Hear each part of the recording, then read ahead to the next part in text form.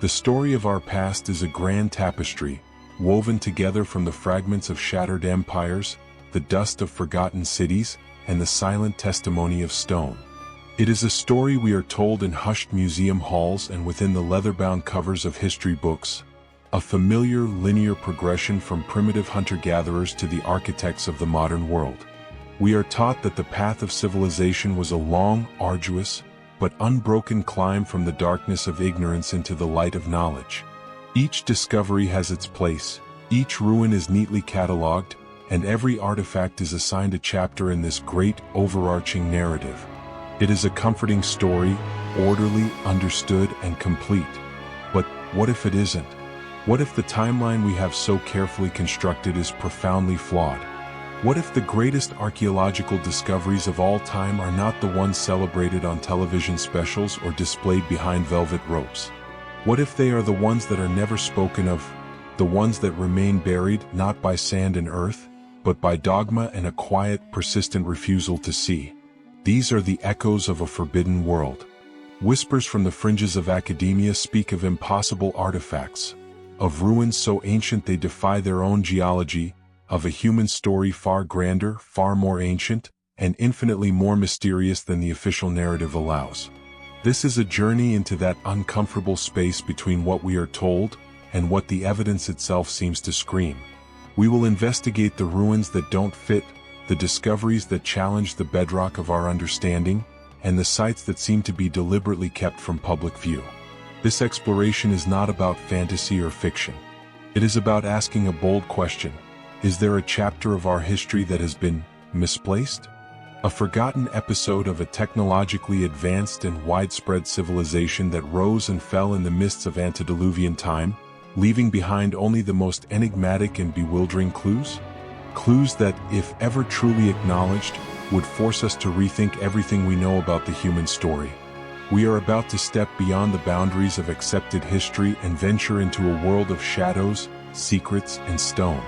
To begin this journey, we must first understand the nature of the veil itself. We must ask why. Why would certain ruins, certain discoveries be deemed too dangerous for the world to see? The question hangs in the air, heavy with implication. Why would a piece of our shared human story be hidden away? The answer, perhaps unsettlingly, is not found in a single shadowy conspiracy, but in something far more complex and deeply human, the architecture of knowledge itself. History is not simply found, it is built. It is a colossal intellectual structure, assembled piece by piece over centuries by dedicated archaeologists, linguists, and scholars. It's a discipline guarded by the rigorous process of peer review, where every new claim must be scrutinized, every piece of evidence cross-examined, and every theory tested against the weight of established fact. This academic fortress, we are told, is our greatest defense against misinformation. It is a self-correcting system designed to preserve the integrity of our past, ensuring that the story we tell ourselves is as close to the truth as we can possibly get. It is a noble endeavor, and it is the very first place a paradigm-shattering discovery goes to die. The problem lies not with the scientific method, but with the human beings who practice it. Consider the concept of academic dogma. A respected archaeologist may spend an entire 40-year career building a reputation upon a specific model of a civilization's development. Their promotions, their published works, their legacy, all of it is tied to that established framework. Now, imagine a junior researcher unearths an artifact that proves that entire framework is wrong. That artifact isn't just a piece of pottery or stone, it's a threat. It challenges a lifetime of work. While science, in principle, welcomes new data, human nature often recoils from it. This intellectual inertia, this paradigm paralysis, can cause inconvenient evidence to be labeled an anomaly, an outlier, or to be quietly ignored altogether. It's a silent gentleman's agreement to not rock the boat. Then there is the unglamorous reality of funding and access. Archaeological expeditions are immensely expensive. They are funded by universities, private foundations, and governments, institutions with their own inherent biases and agendas. A proposal to dig in a safe location, one that promises to add incremental detail to a known history, is far more likely to be approved than a high-risk expedition searching for a heretical ruin that could rewrite the textbooks. Furthermore, the world's most tantalizing archaeological sites are often controlled by national governments. Access can be granted or denied for reasons that have little to do with science and everything to do with politics and national pride. A discovery that conflicts with a nation's founding myth, challenges its religious identity, or complicates its territorial claims can become a political explosive. It is far simpler for a government to restrict access for vague reasons of national security or preservation than to deal with the inconvenient truth buried beneath the soil. The doors to our own history are thus locked, and the keepers of the keys are not always scholars. And sometimes the concealment isn't even malicious. It is a result of a system simply not having a category for what has been found. Imagine a perfectly machined gear, discovered in a geological stratum dated to 100 million years ago. It is an impossibility. It doesn't fit anywhere in the human story. There is no box for it. So what happens to it? It becomes an out-of-place artifact, an art. It might be photographed, cataloged, and then placed in a climate-controlled drawer in a museum archive, unseen by the public. Not because of a conspiracy to hide it, but because in the absence of a context to understand it, it is treated as a contamination of the data. It is a piece of a puzzle for which we have no picture, so it is put aside indefinitely. When you combine these forces, academic inertia, the politics of funding, national pride, and the simple inability to classify the impossible, you don't get a conspiracy. You get something far more powerful, a narrative immune system. It is a complex, decentralized network that automatically identifies, isolates, and neutralizes information that threatens the health of the mainstream historical body. Its purpose is to protect the established narrative, and it does its job with ruthless efficiency. Now, consider this. If an ancient, globally advanced civilization did exist, its remains would be the ultimate virus to this system. Its technology would be dismissed as natural formations. Its timeline would be labeled impossible. Its global reach would challenge every nationalistic version of history. Every single piece of its evidence would be an anomaly, an art, a political problem, or a career-ending heresy. The narrative immune system wouldn't just ignore such a civilization. It would be perfectly designed to erase it from history, ensuring that its most profound ruins remain unseen, its story untold. The intellectual fortress of history is formidable, but it is not impenetrable. Cracks are beginning to show in the walls. For our first piece of evidence, we will journey to one of those cracks. A place where the official narrative is not just being questioned, it is being shattered by the very landscape itself. A place where humble hills whisper an impossible secret. The secret of pyramids older than Egypt, hidden in the very heart of Europe. Our journey now takes us from the abstract realm of theory to a specific point on the map, to a place where the veil between accepted history and forbidden truth is stretched impossibly thin. We arrive in the heart of Bosnia and Herzegovina, in a tranquil valley surrounding the small, unassuming town of Visoko. For centuries, life here has moved at a gentle pace, unfolding in the shadow of the rolling green hills that dominate the landscape. The most prominent of these, a hill named Visasica, stands as a silent, natural monument, a backdrop for the turning of seasons and the passage of generations. It has been a constant, a landmark, a feature of the earth as unremarkable as the river that carved the valley itself. The official geological explanation for Visasica and its neighbors is simple and widely accepted. They are known as flatirons, a common natural formation created over millions of years by tectonic uplift and differential erosion. The rock layers are tilted, and the softer material wears away, leaving behind these distinct, triangular-shaped hills. It is a textbook example of nature's patient artistry, a process witnessed in mountain ranges across the globe. For the people of Visoko, and for the entire scientific community, this was a closed case. These were hills, and they could be nothing more. But in 2005, that certainty was shattered. Dr. Samir Osmanagic, a Bosnian-born researcher and author, visited the town and looked upon the familiar landscape with a perspective that was anything but ordinary. Where others saw nature, he saw design. He saw an intelligence that defied geology. His first observation was one of pure geometry. Visasika Hill possessed 4 distinct faces, with strikingly uniform slopes, converging at a pointed apex. It had sharp linear ridges that seemed too crisp, too deliberate to be the result of random erosion. Nature, while often creating patterns, rarely adheres to the strict rules of Euclidean geometry on such a monumental scale. Yet here it was, a massive pyramid-like shape hiding in plain sight. This geometric anomaly was compelling, but it was the next discovery that elevated a mere curiosity into a profound enigma. Using a simple compass and later, more sophisticated analysis of satellite imagery, Osmanagic determined that the faces of the Visasika Hill were aligned with breathtaking precision to the cardinal points: north, south, east, and west. This is the sacred signature of ancient monumental architecture. The Great Pyramid of Giza is renowned for its near-perfect cardinal alignment, a feat of incredible engineering and astronomical knowledge.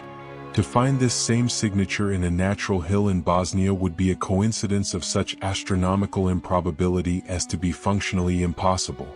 It was a clear, unmistakable sign of deliberate, intelligent construction. And it wasn't alone. Osmanagic's gaze widened to the rest of the valley. He identified another, flatter-topped hill which he named the Pyramid of the Moon, and a third, the Pyramid of the Dragon. He proposed they formed an interconnected complex, linked by sightlines and geometric relationships. Preliminary thermal imaging analysis added another layer of mystery, suggesting these structures cooled faster at night than the surrounding hills, a phenomenon that could indicate they are hollow or made of a different, less dense material than solid rock. The serene valley of Visoko was suddenly transformed from a simple landscape into a potential archaeological site that dwarfed anything ever discovered. Then came the claim that would ignite a firestorm of controversy. Based on his observations, Dr. Osmanagic held a press conference and announced his theory to the world. Visasika was not a hill. It was the Pyramid of the Sun, the centerpiece of the largest and oldest complex of pyramids on the planet. According to his initial estimates, at over 220 meters in height, it would eclipse the Great Pyramid of Giza by a staggering margin. But the most paradigm-shattering element was his proposed age. He was not suggesting this was a Roman ruin, or even an unknown Bronze Age culture. He was proposing that the soil samples covering the structure suggested it could be tens of thousands of years old, potentially dating back to a time before the end of the last ice age. The implications of this single claim are almost impossible to overstate.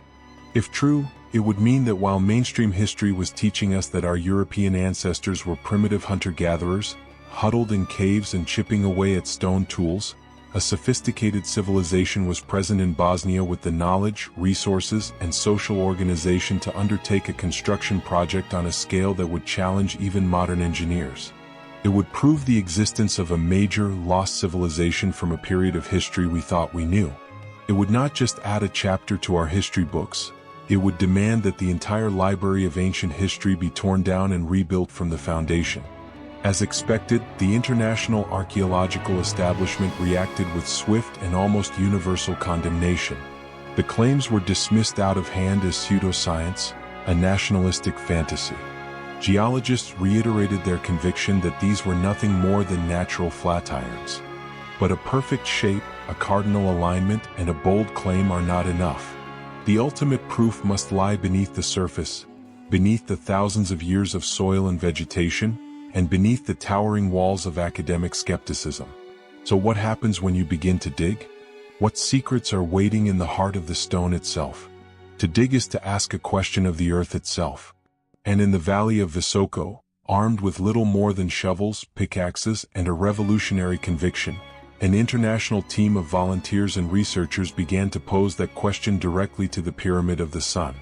They cut away at the thick blanket of soil and tree roots, a layer of accumulated time that mainstream science insisted was covering nothing more than a natural hill. The official position was clear and unwavering. Any so-called pavement or casing stones they might find would be nothing more than naturally cemented gravel deposits, a type of rock known as conglomerate or breccia. The tunnels would be dismissed as medieval mines. The entire project was, in the eyes of the establishment, a grand exercise in misinterpreting geology. But as the first test pits deepened, the Earth began to offer a very different answer. Beneath a meter of soil, the teams did not hit the fractured, irregular bedrock of a natural hill. Instead, they struck a surface of massive, flat, rectangular blocks. Excavation after excavation, at different locations and elevations on the pyramid's northern face, revealed the same thing: a paved terrace of colossal stones, fitted together with a precision that belied any natural origin. These were not small, scattered pieces of conglomerate. These were colossal blocks, many weighing several tons, forming a distinct structural layer. Samples of these blocks were carefully extracted and sent for analysis to a half-dozen independent institutions in Bosnia, Italy, and France. The results, when they came back, were stunning. Multiple analyses concluded that the material was not a natural rock. It was an artificial construction material, a form of ancient concrete. Chemical and microscopic examination revealed it was a gravel conglomerate, just as geologists had predicted, but with one crucial difference. The aggregate was bound together by an extremely strong and unusual calcium hydroxide binder. It was, for all intents and purposes, a high-quality geopolymer concrete. Further tests revealed properties that were, frankly, impossible for a natural formation. The material was found to be significantly harder than modern concrete formulations, and possessed a water absorbency of around 1%. Making it more resistant to the elements than anything we can produce today on an industrial scale. The mainstream explanation of natural conglomerate was directly contradicted by materials science. Here was tangible, physical evidence of artificial construction on a massive scale. A technology of materials science that, according to our history books, simply should not exist for another several thousand years, let alone on a structure of this age. The mystery deepened when attention turned to a sprawling network of tunnels discovered several kilometers away from the pyramids themselves, known as the Raven tunnels. When first entered, the passages were almost entirely filled with a loose mixture of sand and gravel. This was not a natural cave-in.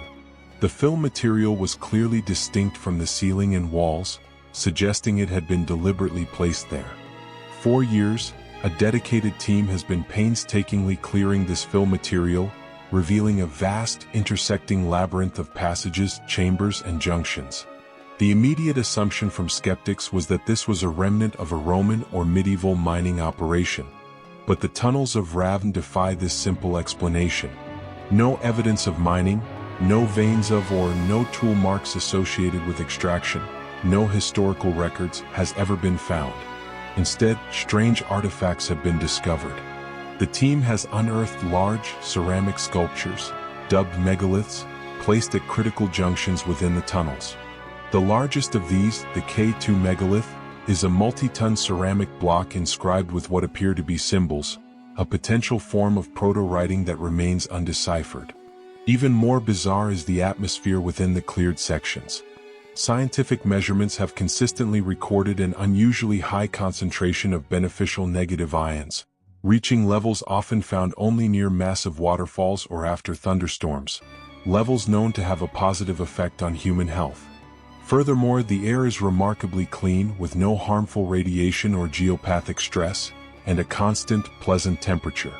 The tunnels feel less like a mine, and more like a carefully engineered environment. The builders, it seems, not only filled in the tunnels behind them, but they designed the network to create a specific and beneficial atmospheric condition. It is this theme of unconventional engineering that leads to the most controversial and paradigm-shattering evidence of all: the documented energy phenomena. Using sophisticated equipment, independent teams of physicists and electrical engineers from Croatia, Italy, Finland, and Serbia have measured a strange and persistent energy anomaly at the Pyramid of the Sun. They detected a continuous, narrow beam of energy, electromagnetic in nature, emanating from the very apex of the pyramid. The beam has a measured frequency of 28 kHz and a radius of several meters. Crucially, the strength of this beam is greater at the top than at its base, a finding that violates known laws of physics, as if the pyramid is not merely channeling, but actively amplifying energy from within. This is not a naturally occurring phenomenon. The Earth does not produce focused, continuous, and amplified beams of ultrasound from the tops of hills. This is the signature of a machine. The analysis suggests the presence of what some physicists theorize as non-Hertzian or scalar waves, a form of energy that modern science is only just beginning to comprehend. The pyramid, it seems, was not built to be a tomb for a king or a temple for a god in the traditional sense. The evidence points towards a far more incredible purpose. It suggests this entire complex was an immense, sophisticated power plant, built by a civilization with a profound understanding of energy, frequency, and resonance. We are left with a collection of impossible facts, an artificial concrete superior to our own, a vast underground network designed to condition the air within it, and a colossal ancient structure that appears to function as an energy machine, broadcasting a focused beam of power into the heavens. The Bosnian Pyramid Complex remains a battlefield of ideas. The official narrative holds that it is a collection of natural hills, and that all the anomalous evidence is merely misinterpreted geology and wishful thinking. But for those on the ground who have touched the ancient concrete and walked the mysterious tunnels, there is another possibility. That here, in this quiet Bosnian valley, lies the undeniable proof of a lost European civilization. A culture with a mastery of materials and physics that existed in the immense depths of time, a pyramid built before all other pyramids. The sheer scale of the Bosnian complex suggests a civilization capable of monumental engineering on a global scale. But what if their architectural fingerprints can be found not just buried under soil, but hidden in an entirely different realm? What happens when we look for these impossible structures, not on the land but beneath the waves? Chapter 5. The Monument in the Deep. The search for our hidden past now leads us away from the land, away from the familiar world of soil and stone, and into a realm far more ancient and mysterious, the deep. We travel to the edge of the known world, to Yonaguni, the westernmost inhabited island of Japan. This is a remote outpost of civilization, a rugged rock battered by typhoons and surrounded by the treacherous, churning waters of the East China Sea. It is a place known for its powerful, unpredictable currents and the seasonal migration of hammerhead sharks. But the greatest mystery of this island is not found on its windswept cliffs, but 80 feet below the surface of the waves. We descend. The frantic energy of the surface world gives way to a profound and weighted silence. Sunlight filters down in shifting, ethereal beams, illuminating a world of muted blues and deep indigos. Here, in the crushing pressure and the cold, silent drift, lies a structure that has fueled one of the most intense debates in modern archaeology. The official scientific consensus, held by the Japanese government's Agency for Cultural Affairs and many mainstream geologists, is that the Yonaguni Monument is a breathtaking, but entirely natural, geological formation. It is composed of sandstone from the Miocene epoch, a type of rock known for its tendency to fracture along parallel bedding planes. The theory states that millions of years of tectonic activity created a network of vertical and horizontal cracks, and the region's famously strong ocean currents then eroded the softer rock away, leaving behind the sharp angles and flat surfaces we see today. It is, in the eyes of established science, a magnificent illusion of design, a geological Rorschach test that our pattern-seeking minds mistake for architecture. A compelling, logical, and complete explanation. But in the winter of 1986, a local diver saw something else.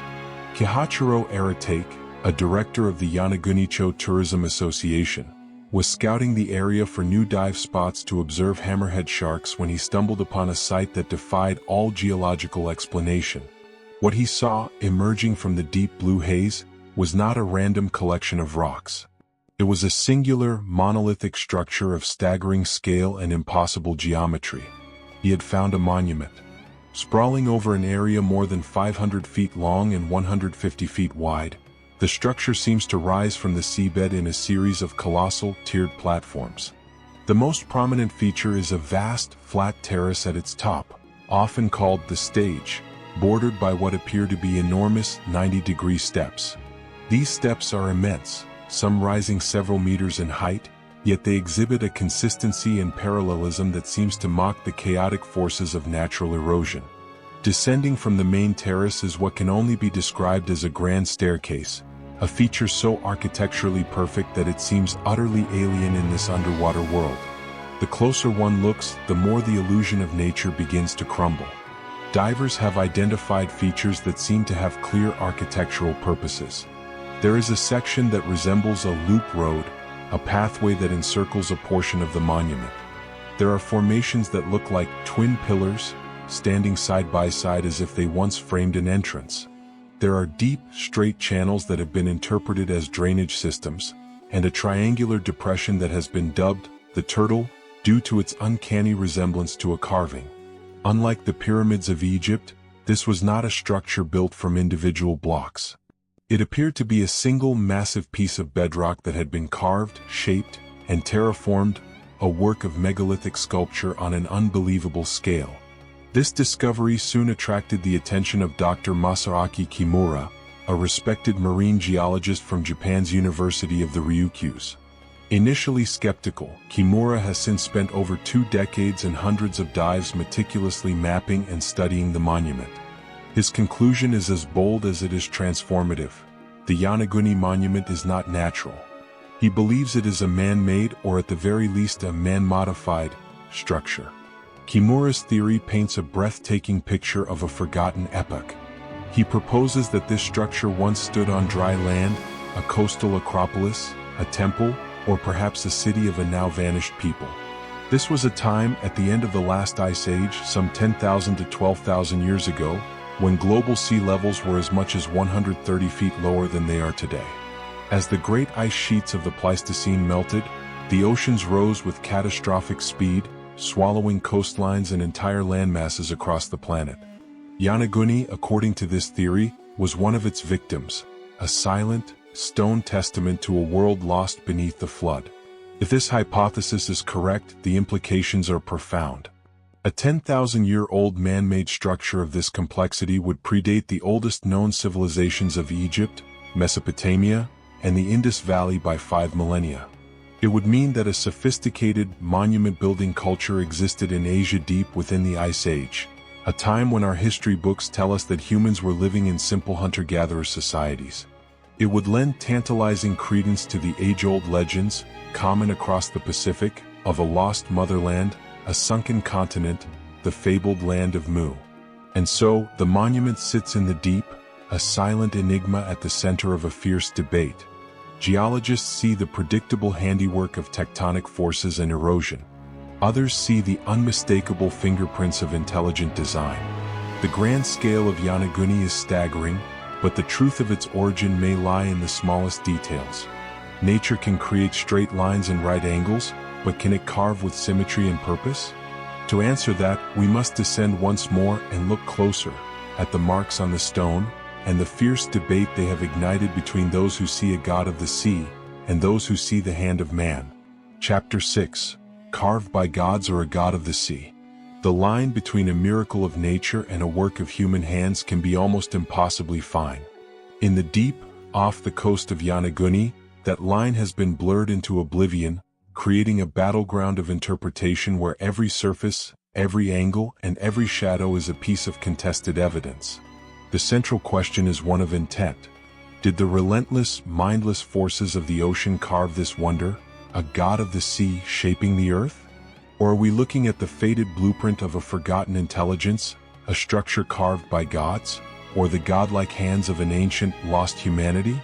To understand this debate, we must first give the argument for nature its due respect, for it is powerful and elegant. Geologists who have studied the monument, often without ever diving on it themselves, point to the inherent properties of the sandstone from which it is composed. This type of rock is formed in layers, like a gigantic stack of paper, creating natural horizontal lines of weakness known as bedding planes.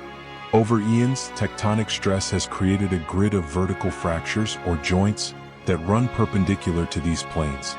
Now, imagine unleashing the ocean's full power upon this pre-fractured block. The currents at Yonaguni are notoriously strong, acting like a liquid sandblaster, scouring the rock for thousands of years. This relentless force would naturally break away the stone along these straight, geometric lines of weakness. The horizontal bedding planes would create the flat terraces and steps.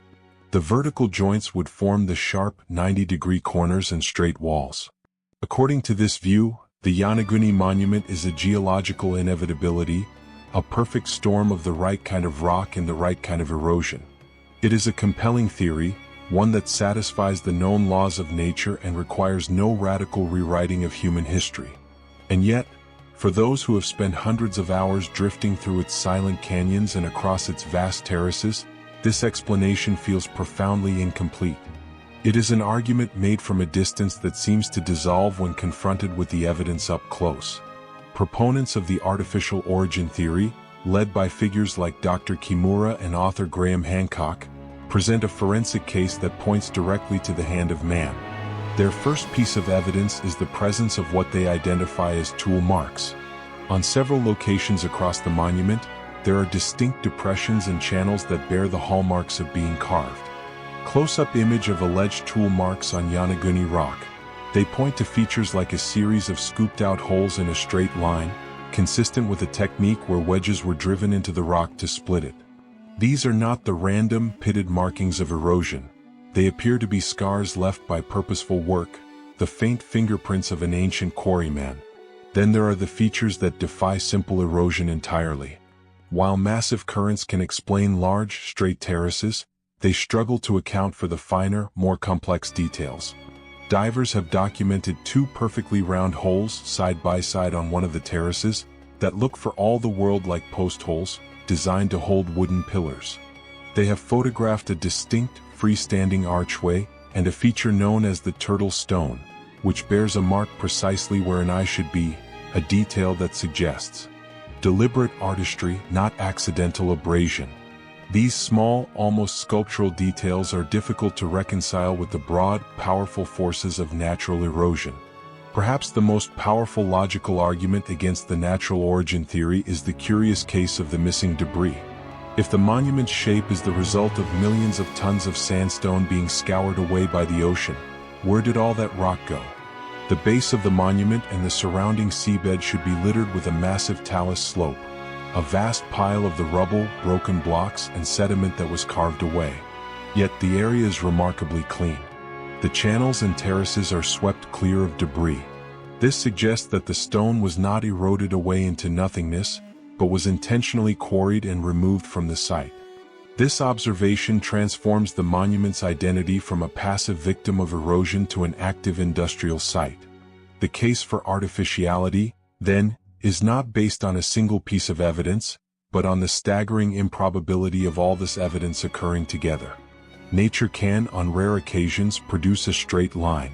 It might even more rarely produce a right angle. But for it to produce a massive terrace structure with stairways, cardinal alignment, apparent tool marks, sculptural details, and no debris field, all in one location? This is where the argument for coincidence is stretched to its breaking point. It is the combination, the symphony of seemingly architectural features, that proponents say is the undeniable signature of design. This evidence has led to a refined theory, that the Yonaguni Monument was not just a temple but a multi-purpose site, a ceremonial center that was also an active quarry. The ancient builders were shaping the bedrock not only for aesthetic and ritual purposes, but also to harvest its massive blocks for other construction projects which are now lost to the sea. And here, the mystery of Yonaguni connects to a far broader global enigma. The style of stonework, huge, monolithic blocks, often left with a rough, natural face, fitted together with incredible precision, is not unique to this underwater site. It is a style that is echoed almost identically in the most mysterious megalithic structures around the world. Image montage: Yonaguni, Sacsayhuaman, Ollantaytambo.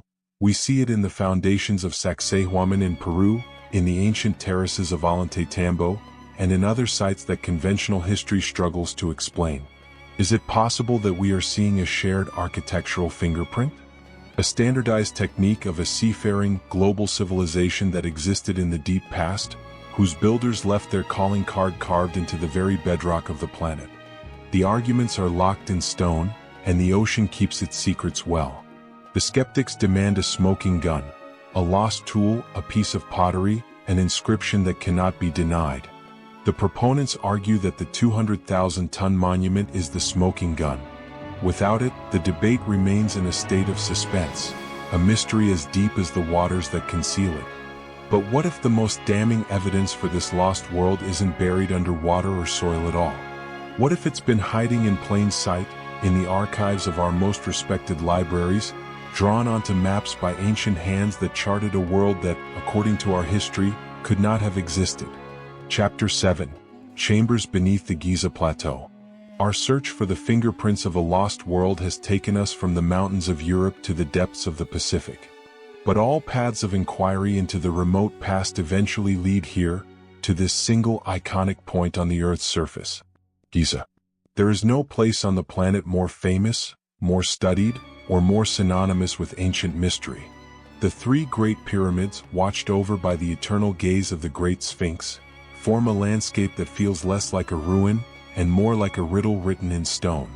For 2 centuries, the science of Egyptology has meticulously mapped its temples, translated its hieroglyphs, and explored its majestic tombs.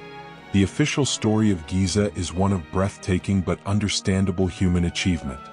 It is the royal necropolis of the 4th dynasty of ancient Egypt, constructed around 4,500 years ago on a barren stretch of desert bedrock. The Great Pyramid, we are told, is the tomb of the pharaoh Khufu, the second, the tomb of Khafre, the third, Menkaure. We have mapped the king's chamber, the queen's chamber, and the enigmatic subterranean chamber.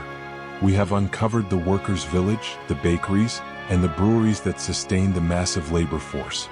In the eyes of mainstream archaeology, Giza is a largely solved puzzle, a magnificent, self-contained funerary complex, the crowning glory of Egypt's Old Kingdom. And yet, whispers have persisted for millennia that the Giza we see on the surface is only a fraction of the story. That beneath the searing sands and the feet of tourists lies another world entirely, a vast and uncharted subterranean kingdom, deliberately kept from sight. These are not modern fantasies. The earliest accounts come from the ancient Greek historian Herodotus, the father of history. During his visit to Egypt in the 5th century BC, priests told him of vast underground chambers built by the pyramid's original architects to house their records and knowledge. Later, Roman and Arab historians wrote of attempts to penetrate a rumored labyrinth beneath the Sphinx, a subterranean world filled with priceless artifacts and ancient scrolls. In the modern era, these whispers were given a specific focus by the American psychic Edgar Cayce, who in the 1930s predicted the discovery of a hall of records somewhere beneath the Giza Plateau, an ancient archive containing the complete history of a lost Atlantean civilization. For decades, these stories were dismissed as myth and esoteric fantasy. Then, science began to see shadows in the dark. In the 1970s, the Stanford Research Institute, or SRI, conducted a groundbreaking survey of the plateau using a technique called electrical resistivity, which maps the density of the rock below. Their published results were startling. They found numerous significant anomalies in the bedrock, particularly around the Sphinx, areas of much lower density that suggested the presence of man-made cavities or chambers. The project was abruptly halted and the data was never fully followed up on by Egyptian authorities. 20 years later, in the early 1990s, a new team was granted permission to survey the area directly in front of the Sphinx. Led by geophysicist Thomas DeBecke and geologist Robert Shore, the team used seismic sounding to penetrate deep into the bedrock. Their results were even more specific and shocking. They discovered a large, perfectly rectilinear anomaly deep beneath the Sphinx's paws. It was a massive, empty space, approximately 12 by 15 meters, that appeared to be a complex of 9 interconnected chambers, some with right-angled walls. It was, in effect, the scientific confirmation of a massive, undiscovered structure, located precisely where the ancient legends and Cayce's prophecies had said it would be. Once again, further exploration was blocked. The evidence is not just on radar screens, it is carved into the plateau itself.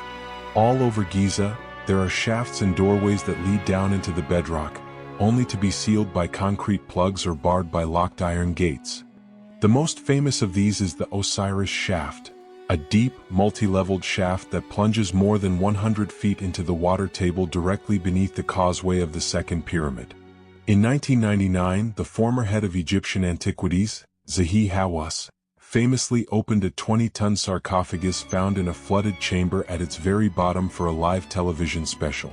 It was found to be empty. After the broadcast, the story went quiet, the shaft was sealed, and no further information on what else lies in those deep, flooded passageways has ever been made public. This pattern of discovery followed by immediate restriction has created an atmosphere of intense secrecy. Independent researchers with ground-penetrating radar are no longer welcome. Access to key areas is tightly controlled, not by a committee of international scholars, but by a single, powerful authority. The result is an environment where an inconvenient discovery, one that might challenge the accepted timeline, could be easily and quietly concealed. When you assemble these clues, the ancient texts, the modern remote sensing data, the sealed shafts, and the culture of secrecy, a new picture of Giza begins to emerge. It is not a necropolis built on bedrock. It is a monumental complex built into and around a much older, pre-existing subterranean world. The pyramids and sphinx may not be the origin of the sacred site, but merely the surface markers, the grand entrance halls to a place of far greater antiquity and importance below. If this is true, then Giza is transformed from the masterpiece of the Fourth Dynasty into their most sacred inheritance. They were not the original architects, but the later custodians of a legacy left behind by that same global, advanced civilization whose fingerprints we have found across the world. The pharaohs built upon Giza, but perhaps they did not build Giza itself. They inherited it. The shadows on the radar screens hint at rooms and passageways. The ancient texts speak of labyrinths and secrets. But what could possibly be hidden there that would warrant such secrecy, such control? The legends, both ancient and modern, converge on one earth-shattering possibility. Not gold, not a pharaoh's tomb, but a library of all knowledge, an archive from a civilization that came before. They called it the Hall of Records. Chapter 8. The Hall of Records Conspiracy. The Hall of Records. The name itself conjures images of an impossible discovery, the ultimate archaeological prize. It is a concept that transcends the search for gold or a royal mummy. It is the pursuit of knowledge itself. The legend speaks not of a treasure room, but of a time capsule, an archive left behind by the survivors of a great cataclysm that sank their advanced antediluvian world. Contained within, on indestructible tablets of crystal or strange metallic scrolls, would be the whole of their history, their science, their philosophy, the complete blueprint of a lost chapter of humanity. It would be the Rosetta Stone for a forgotten civilization, a key to unlocking not just our past but potentially our future. For mainstream Egyptology, the story of the Hall of Records is simple. It is a work of modern fiction. The entire concept, they rightly point out, was popularized in the 20th century by the American psychic Edgar Cayce.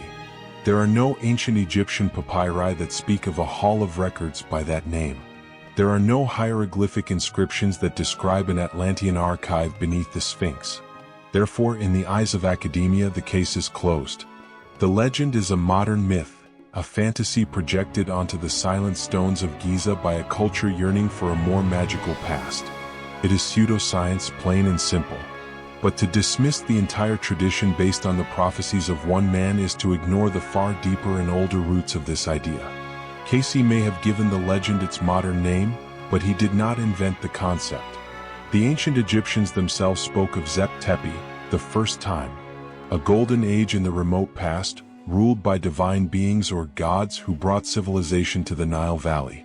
The Egyptian priest and historian Manetho, writing in the 3rd century BC, chronicled this pre-dynastic epic and wrote of sacred texts and pillars that preserved the wisdom of this earlier age.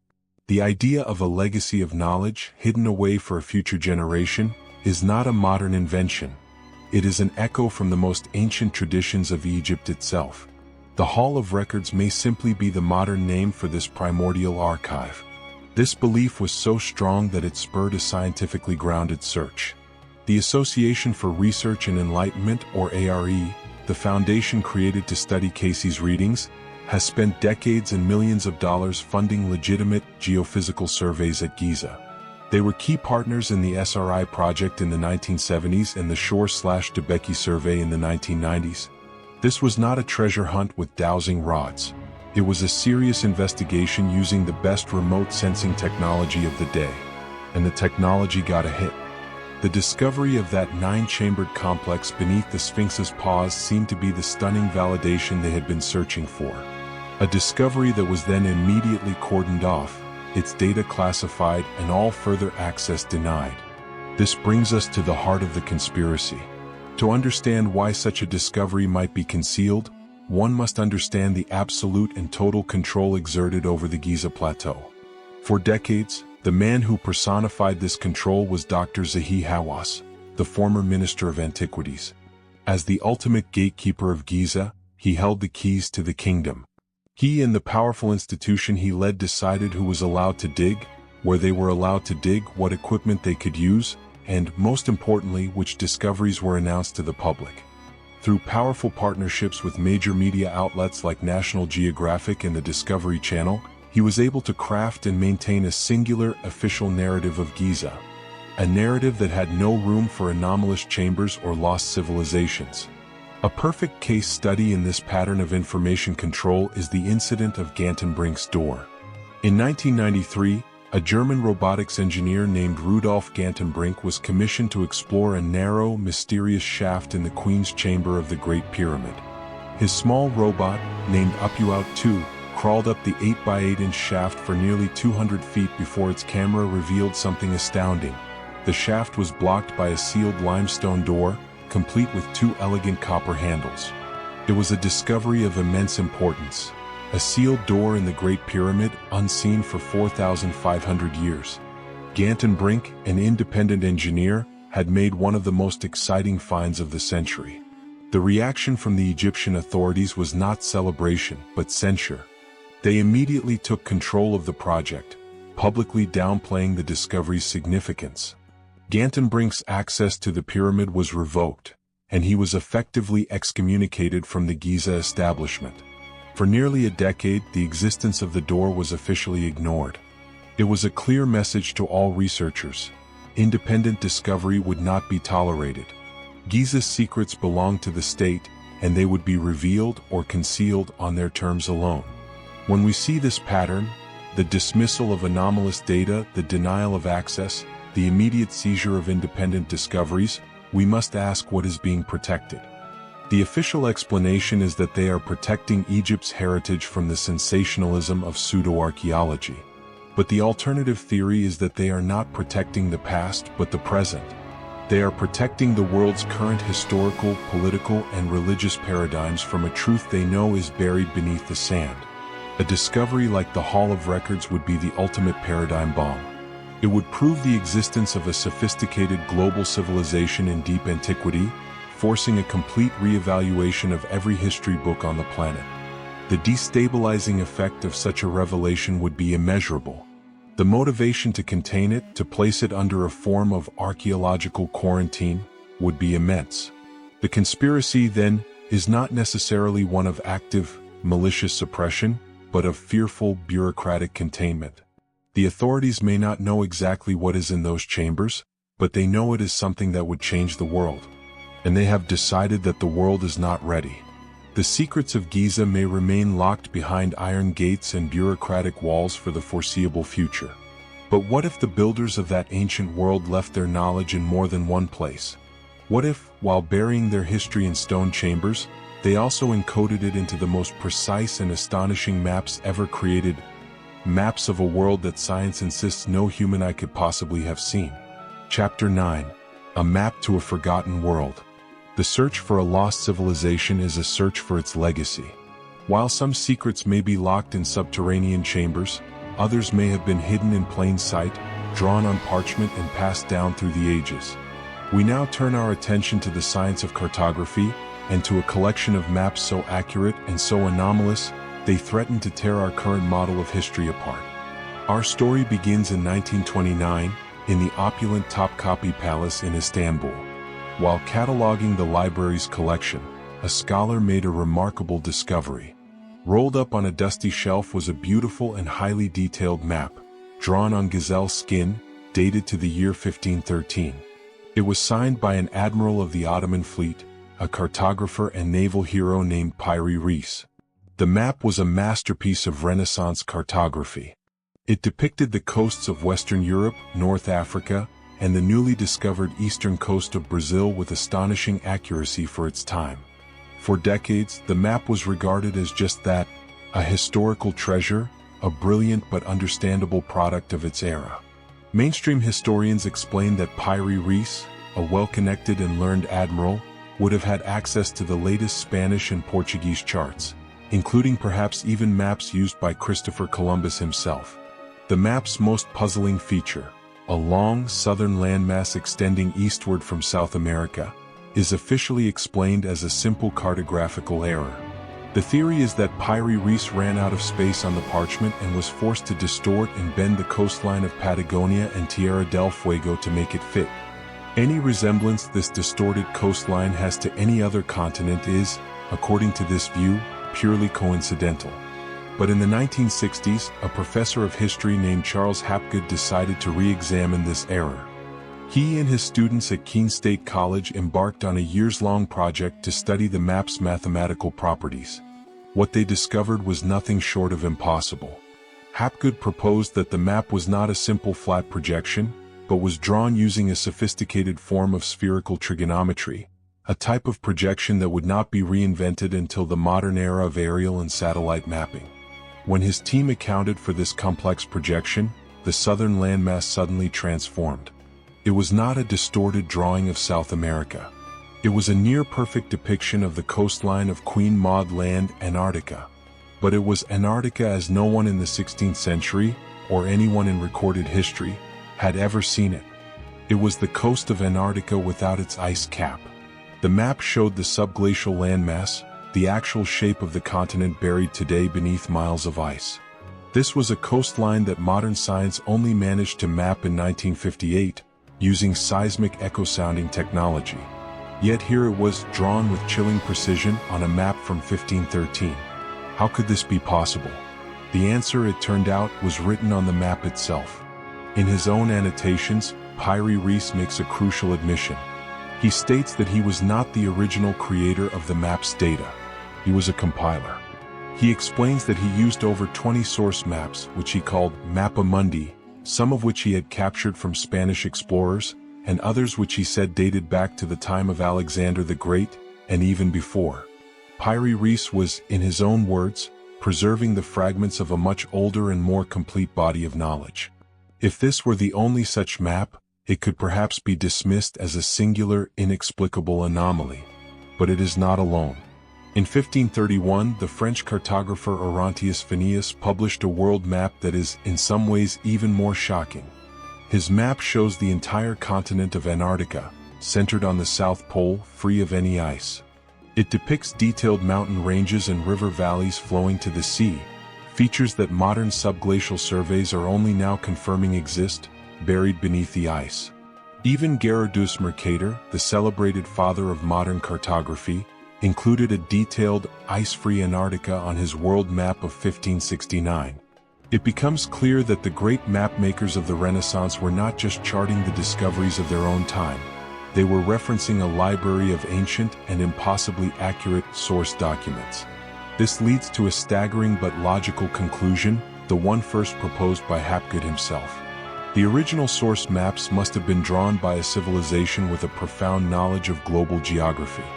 They must have possessed a technology for determining longitude accurately, a feat our own civilization only managed in the late 18th century, and a mastery of mathematics and cartography needed to create a global survey.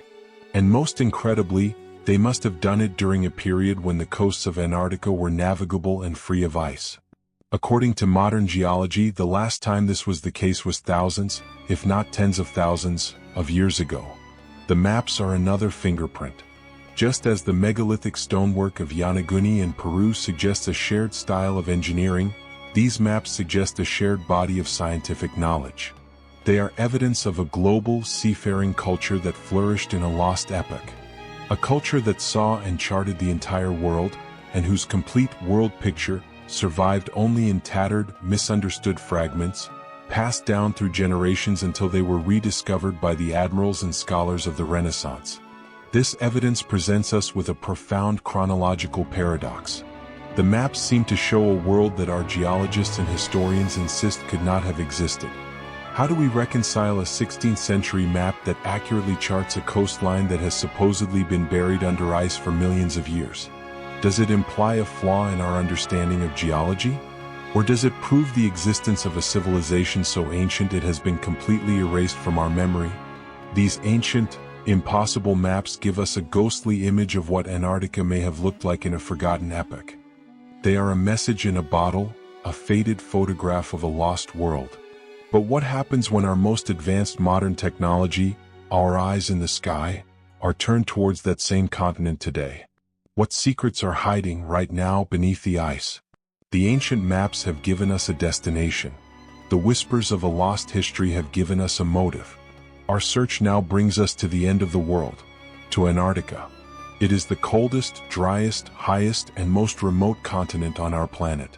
A landmass larger than the United States and Mexico combined, yet 98% of its surface is a featureless enigma, buried beneath an ice sheet miles deep. It is a ghost continent, a white hole in our understanding of the world. For science, it is the Earth's most pristine natural laboratory, a place to study climate change and the origins of the cosmos.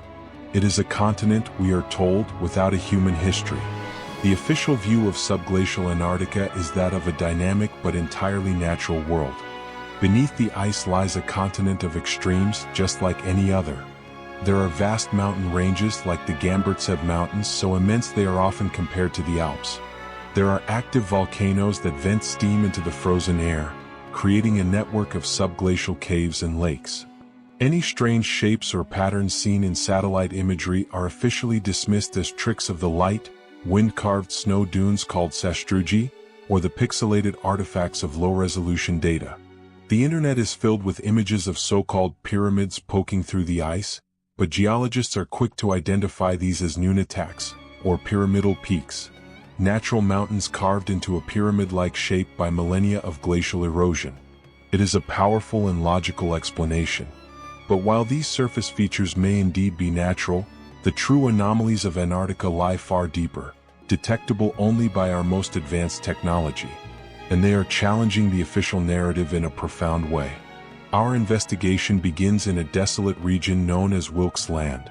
In 2006, scientists analyzing data from NASA's GRACE satellites, which measure tiny changes in Earth's gravitational field, discovered something astounding. Buried deep beneath the ice, they found a massive gravitational anomaly, a huge mascon, or mass concentration, sitting in the center of a circular rim over 300 miles wide.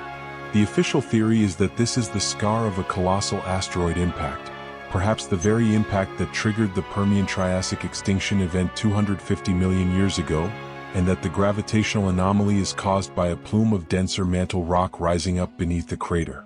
But there is a problem with this explanation. The mascon is not a uniform blob as one would expect from a simple mantle plume. The gravitational signature is complex. It suggests the presence of a massive, dense, and strangely structured object sitting directly in the center of the impact zone. An object that is strangely geometric. This has led to a far more radical theory, that the impact event is real but much more recent, and that the structure at its center is not geological but artificial. It is the gravitational ghost of an enormous city or industrial complex, smashed into the bedrock by a cataclysmic event. This is not the only clue. For years, NASA has been flying missions under the banner of Operation Icebridge.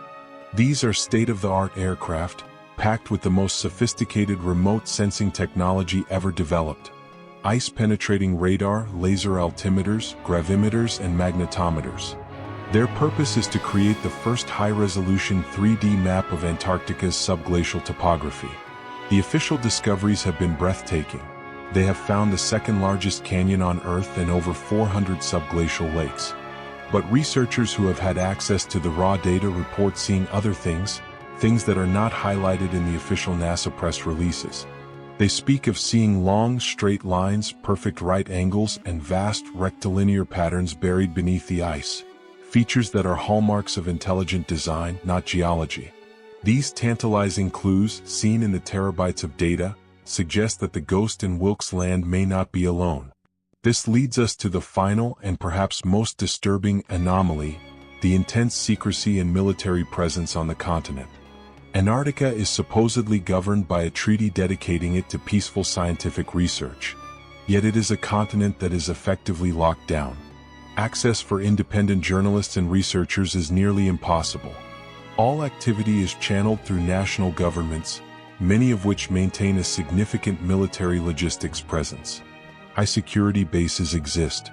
Strange, high-level political and even royal visits are made to remote outposts for reasons that are never fully explained. We must ask the question, why is a frozen, uninhabited wasteland supposedly dedicated to open science, subject to a level of control that rivals a top-secret military installation? When you combine the ancient maps showing an ice-free continent, the gravitational anomaly in Wilkes Land, the rectilinear patterns in the ice bridge data, and the pervasive culture of secrecy, a stunning theory emerges. We are not looking at a natural laboratory. We are looking at a graveyard. The theory suggests that Antarctica was once the home base of the advanced global civilization we have been tracing.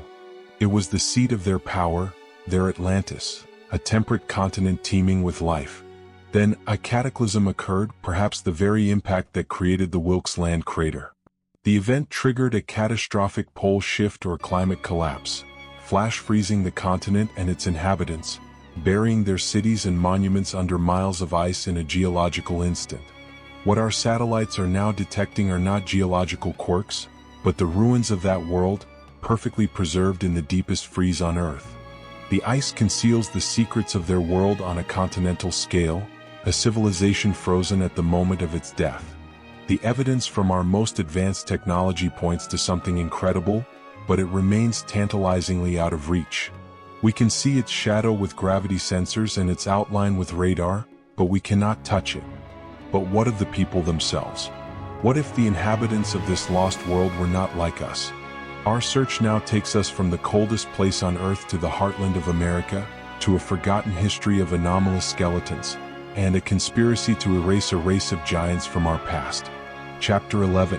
When Giants Roamed America. Our search for a forgotten humanity has taken us to the Earth's most remote and desolate landscapes. But we now turn our attention to its most familiar, to the heartland of North America. Long before the first European settlers arrived, a different civilization rose and fell here. We call them the Mound Builders. Across the Ohio and Mississippi valleys, they left behind thousands of enigmatic earthworks, vast ceremonial complexes, precise geometric enclosures and great burial mounds, the most famous of which is the Serpent Mound, a quarter-mile-long effigy of a snake swallowing the sun. They were sophisticated astronomers, skilled engineers, and masters of a trade network that spanned the continent. They were, without a doubt, one of the great lost civilizations of the ancient world. But who were they? The official archaeological narrative states that the mound builders were the direct ancestors of modern Native American tribes. It is a rich and complex history that has been painstakingly pieced together over the last century. And according to that same narrative, the persistent stories from the 19th and early 20th centuries of giant skeletons being unearthed from these mounds are nothing more than a curious footnote of folklore. The mainstream view is that these tales were a product of their time, an era of sensationalist yellow journalism, clever hoaxes like the famous Cardiff Giant, and the honest mistakes of untrained farmers who simply mismeasured skeletons or misinterpreted the bones of extinct megafauna.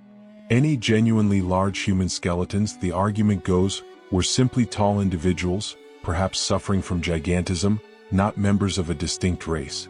It is a neat and tidy explanation, one that consigns hundreds of detailed, consistent, and widespread reports to the dustbin of history. But what happens when we brush off that dust? What happens when we open the forgotten archives and read the accounts, not from a modern summary, but in the original words of the people who were there? What we find is an astonishing and consistent historical record. For a period of over 70 years, from the 1850s to the 1920s, newspapers from coast to coast reported the discovery of enormous human remains, almost always in the context of excavating an ancient mound or burial site. This was not a fringe phenomenon. These reports appeared in hundreds of local papers and in national outlets like the New York Times. Image montage of old newspaper clippings, a headline from the Miamisburg Daily News in Ohio. Giant skeleton is unearthed, believed to be remains of man over 8 feet in height. From the Arizona Republican in 1891, a giant's tomb, a stone sarcophagus was opened which contained a skeleton of a man who, in life, must have been at least 9 feet tall. The reports are relentless and startlingly similar in their details. The skeletons are routinely described as being between 7 and 9 feet tall.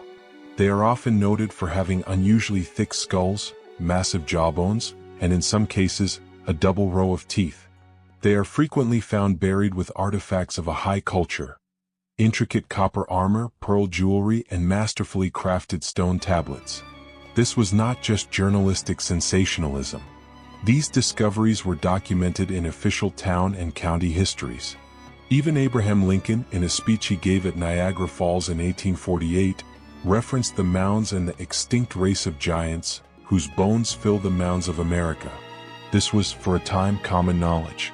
Early reports from the Smithsonian's own Bureau of Ethnology, the precursor to its anthropology department, also documented these finds before the official narrative began to solidify.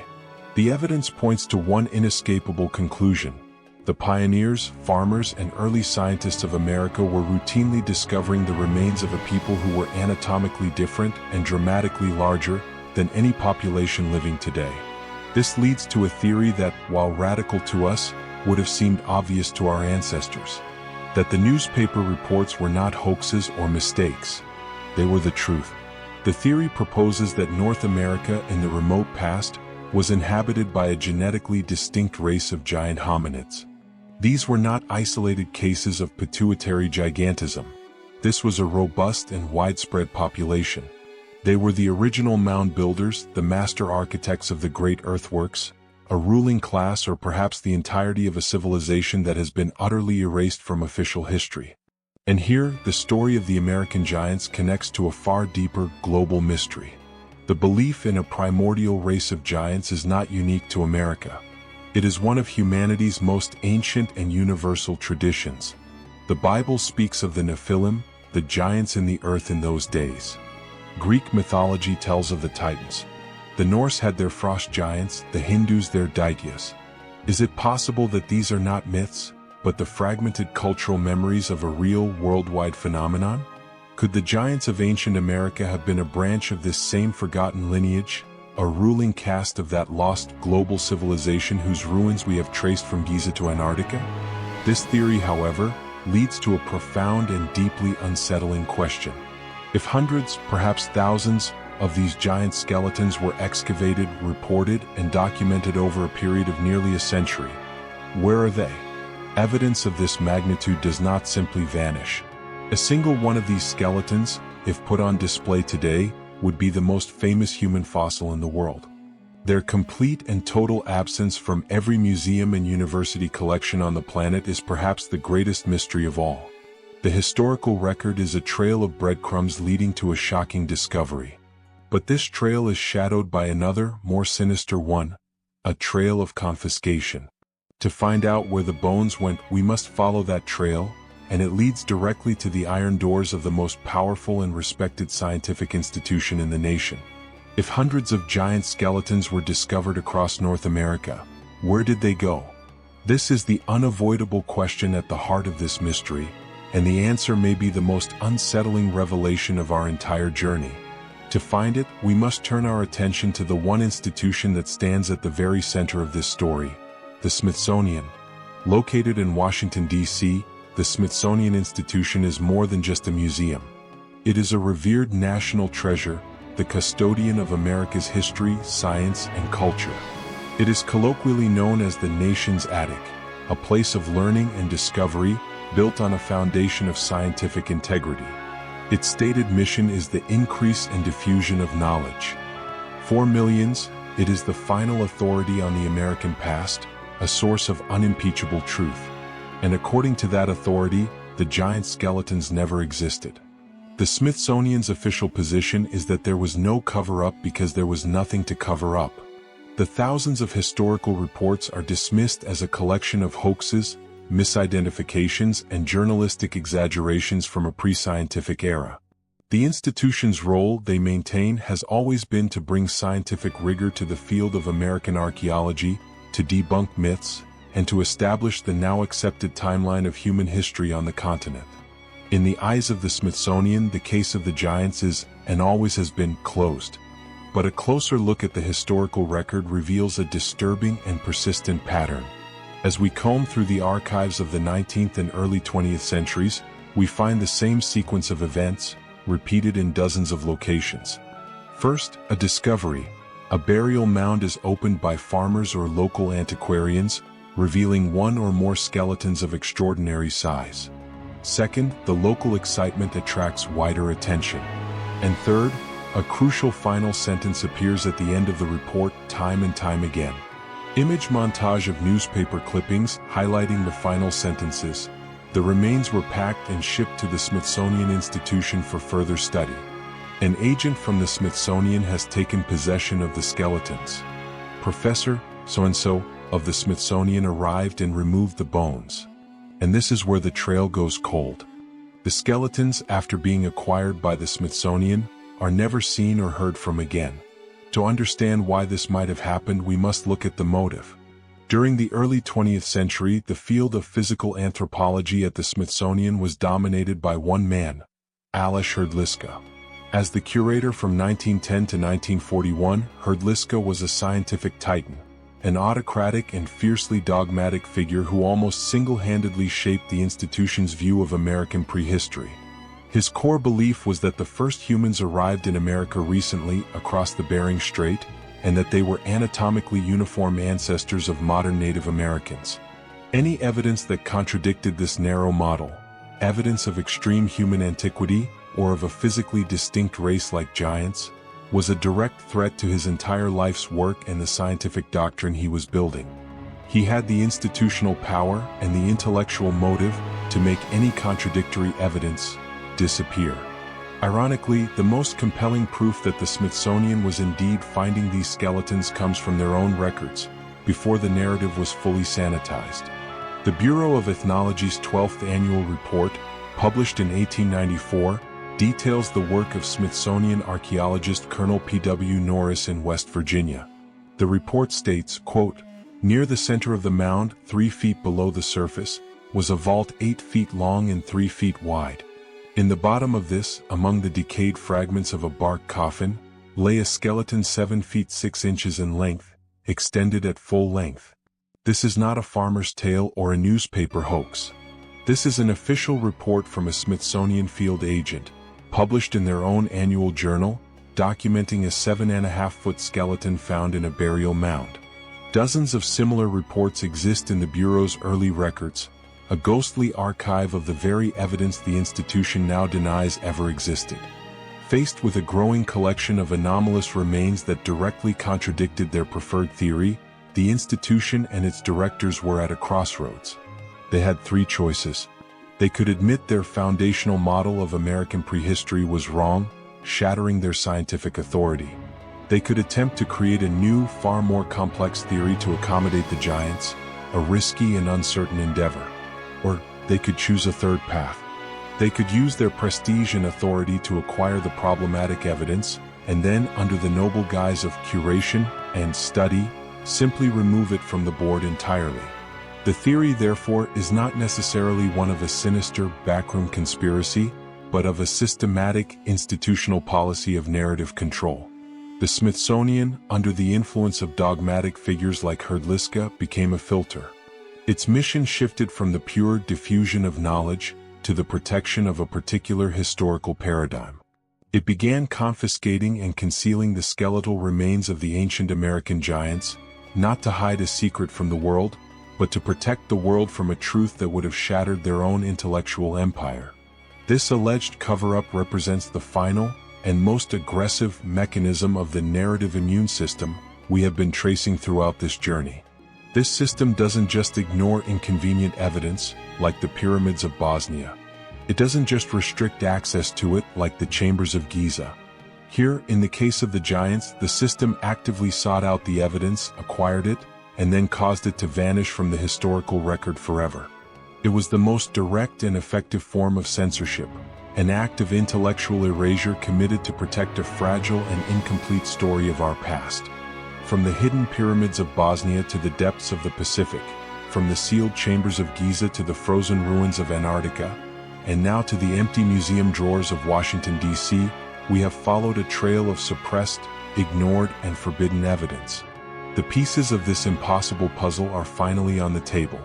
The only remaining question is, what picture do they create when we finally put them all together?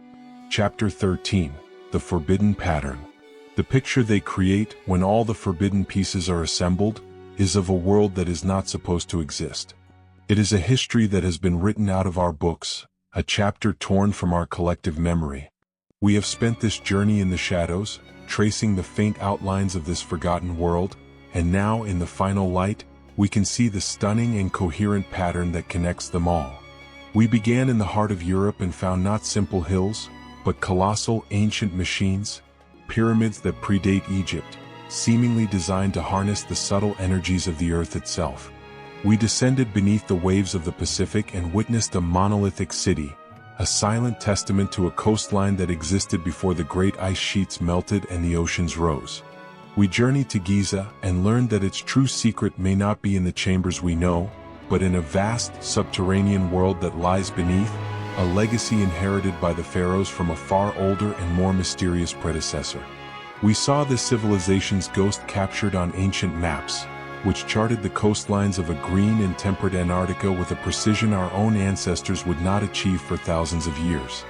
We then used our most advanced satellites to peer beneath that Antarctic ice, and found the gravitational shadows of colossal geometric structures, the frozen ruins of their forgotten homeland. And finally, in the soil of America, we uncovered the historical records of their people, a race of giants whose skeletons were systematically confiscated and concealed, their very existence erased from the story of humanity. These are not isolated mysteries. They are the scattered fingerprints of a single, coherent, and globally distributed civilization. A forbidden pattern emerges. It was a civilization that was megalithic and monolithic. They built with stone on a scale that humbles us, often carving mountains and shaping the bedrock itself. It was a civilization that was geologically and astronomically aligned. Their structures were not placed randomly, but were locked into a precise harmony with the planet and the cosmos, tracking the movements of the sun, moon, and stars. It was a civilization that understood energy and frequency. They appeared to possess a lost science of physics, building machines designed to resonate with the earth, for purposes we can only begin to guess at. It was a civilization that was global and maritime.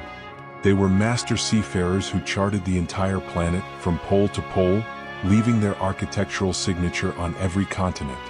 And it was a civilization that was antediluvian. They flourished in a remote epoch, in a world with a different coastline and a different climate, a world that came to a sudden and violent end. If such a magnificent civilization existed, where did it go? The evidence, from the impact crater in Wilkes Land to the submerged monument of Yonaguni, points to a single terrifying answer. It was destroyed. There was a global cataclysm. Whether it was the impact of a comet, a catastrophic shifting of the Earth's crust, or a solar event of unimaginable power, the result was the same. The sky fell, the seas rose, and the world of our ancestors was wiped from the face of the earth in a geological instant. Their age did not fade away, it was extinguished. We are the children of the survivors. Our civilization did not rise from nothing. It rose from the ashes of that former world. We are a species with amnesia. The handful of survivors who endured the long dark winter that followed were scattered and traumatized. Their advanced knowledge was shattered. Their global infrastructure was gone. All that remained were the most indestructible of their stone monuments and the fragmented memories of the world that had been. And these memories became our most sacred myths. The worldwide stories of a great flood. The legends of a golden age when gods walked among men. The tales of Atlantis, a magnificent island kingdom swallowed by the sea. The gods of our ancestors who came from the sky or the sea to teach the survivors the arts of agriculture, law, and astronomy were not visitors from another planet. They were the last inheritors of the old world science, the keepers of a fading flame, desperately trying to restart the great project of human civilization. This forbidden history, therefore, is not just about correcting the errors of the past. It is about fundamentally redefining who we are. We are not the pinnacle of a long, slow, linear ascent from the cave. We are the inheritors of a profound and cyclical story of rise, fall, and rebirth. The ruins and anomalies we have explored are not just archaeological curiosities. They are a message left for us. A warning of our planet's capacity for cataclysm, and a testament to the incredible heights of knowledge and achievement that our species is capable of reaching. We are the children of the survivors, an adolescent civilization struggling to remember a magnificent and terrible past. The question then is not just who we were, but who we have the potential to become once we finally awaken from our long amnesia. Final chapter, conclusion, a history we weren't meant to know. We have reached the end of our journey through the shadows of a forgotten world. We have stood before ruins that should not exist, examined artifacts that defy our timelines, and followed a trail of evidence that leads to one inescapable conclusion. The history of the human race is a story far grander, far older, and infinitely more mysterious than we are told. The ruins we have explored are more than just stones and secrets. They are the echoes of a past we were never meant to know. Consider the implications. You do not need to accept every piece of evidence we have presented. But if even one of these profound anomalies is what it appears to be, our entire model of the past is rendered obsolete. If the structures in Bosnia are truly artificial, man-made pyramids of an immense age, then a civilization of profound technological and spiritual sophistication existed in Ice Age Europe. If the monument at Yanaguni was carved by human hands, then a powerful maritime culture mapped and settled the Pacific Rim thousands of years before the first recognized civilizations arose. If the chambers beneath Giza are a legacy from a time before the pharaohs, then the entire story of ancient Egypt is one of inheritance, not invention. If the ancient maps accurately chart an ice-free Antarctica, then the science of our ancestors rivaled and in some ways surpassed our own. And if the bones of the giants were real, then our own human family is far stranger and more complex than we can possibly imagine. Any one of these truths on its own is enough to demand that every history book on Earth be rewritten. The fact that the evidence for all of them exists and is consistently ignored, suppressed, or explained away points to the final and most important question. This is no longer a question of what is hidden, but of why. Why would a truth of this magnitude be so fiercely protected? The answer, perhaps, is not a simple conspiracy, but a deep and abiding fear. A fear that the revelation of our true past would shatter the fragile foundations of our present. Our modern world, our political structures, our religious institutions, our scientific paradigms, and our very sense of who we are, is built upon the comforting story of a slow, linear ascent from primitive man. To learn that we are not the pinnacle of this process, but perhaps merely the survivors of a forgotten cycle, is a truth so profound it would threaten every structure of authority on the planet. It is easier, safer to keep the past buried. The secrecy is not necessarily born of malice, but of a desire to control a truth deemed too disruptive, too dangerous for the world to know. But the truth cannot be buried forever. It sleeps in the bedrock, it is submerged in the deep, and it whispers in our oldest myths. The purpose of this journey was not to provide you with all the answers, but to empower you to ask the right questions. To look upon the world with new eyes, and to realize that the greatest mysteries of all are not in some distant galaxy, but right here beneath our feet, waiting. The past is never dead. It is not even past. It is a buried legacy waiting not just to be discovered, but to be remembered.